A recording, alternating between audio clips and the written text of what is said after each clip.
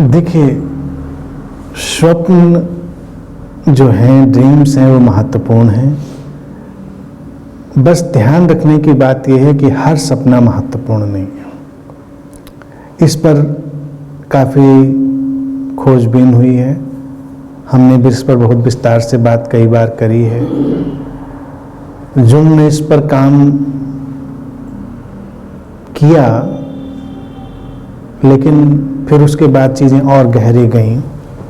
Jung की चीज़ें शुरुआती दौर से बहुत ही अच्छी गईं। फ्रायड ने जैसे सारे ड्रीम वर्ल्ड को सेक्सुअल ओरिएंटेशन का ही एक मतलब बता के रखा, तो कार्ल गुस्ताव जुंग ने उसको थोड़ा बड़ा एक स्पेक्ट्रम दिया, और ईस्टर्न जो रिलीजन थे, भारतीय और या इधर के चाइना और पूर्वी जिसको कहा जाए, उसकी उसने स्टडी भी बहुत की, उससे प्रभावित भी बहुत हुआ, और उससे फिर उसने बहुत सारी चीज़ें अपनी डेराइव करी, और बहुत ही अच्छे ढंग से।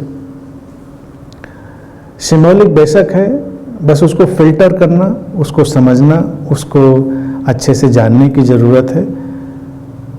बस एक चीज़ और है जो तुम्हारी ही बात को मैं ऐड करता हूँ, जो आज ही तुमने मुझसे कही थी कि किसी भी चीज़ में ऑब्सेशन का होना गलत है।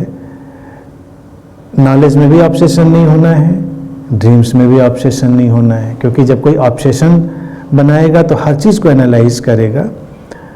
मेरा अपना अनुभव रहा है, जब तुम एनालाइज नहीं करोगे तो मीनिंग्स रिवील होंगे। अगर तुम एनालाइज करोगे तो लिमिटेड माइंड से करोगे और उसकी मीनिंग्स रिवील नहीं होंगी, फिर डीपर चीज़ें आएंगी।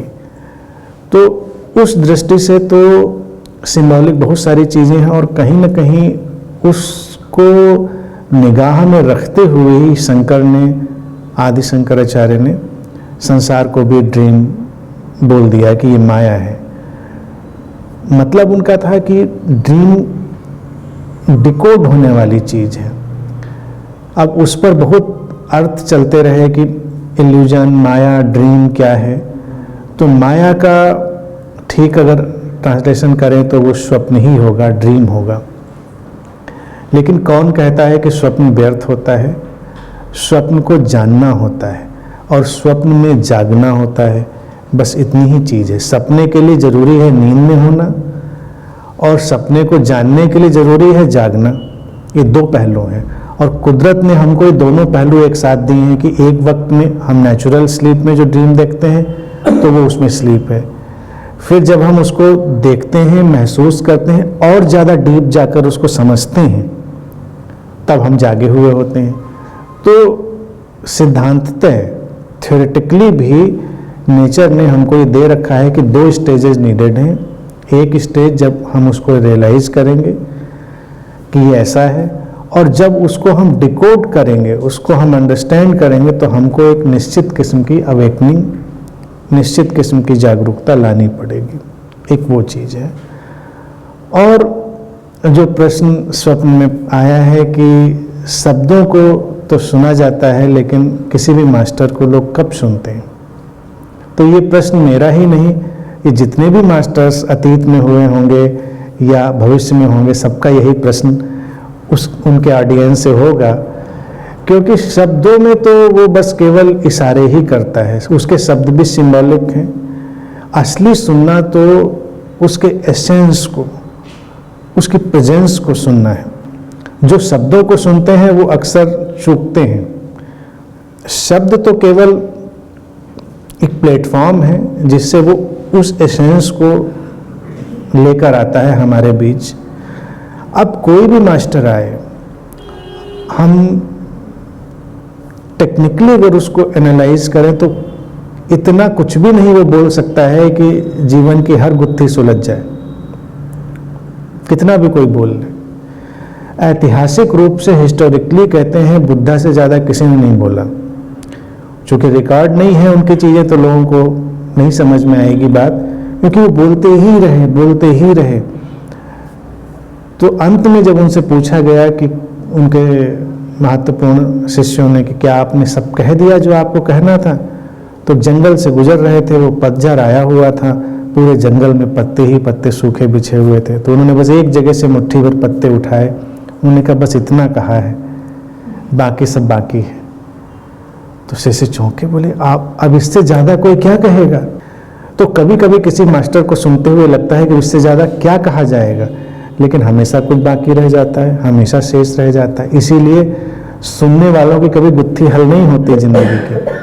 लेकिन जो किसी भी मास्टर, किसी भी गुरु की एसेंस से जुड़ पाता है, उन शब्दों के आगे पीछे बीच में जो एसेंस, जो प्रेजेंस, जो वो पारलौकिक ऊर्जा या कहें कि पारलौकिक उपस्थिति आ रही होती है, उससे जुड़ पाता है, उसके जीवन की सारी गुत्थियां सचमुच में सुलझ जाती हैं।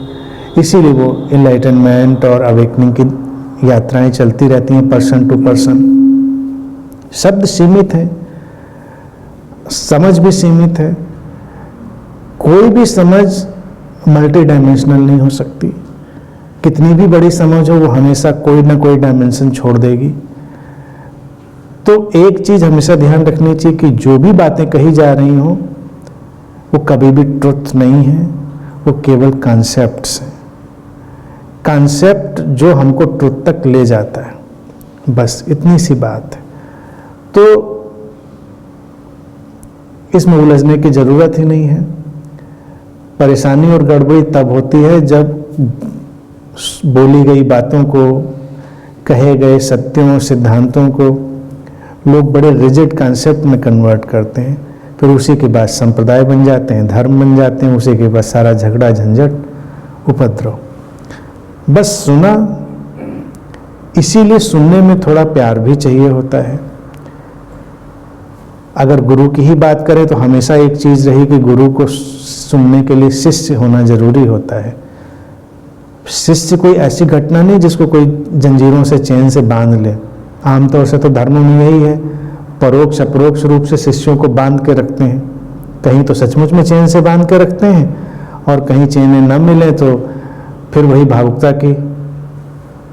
गुरु भी कम भावुक ड्रामा नहीं करते हैं। बहुत सारे मेरे ऐसे संपर्क में रहे हैं, बड़ा भारी इमोशनल ड्रामा करते हैं, तो शिष्य जाने की हिम्मत ही नहीं करते।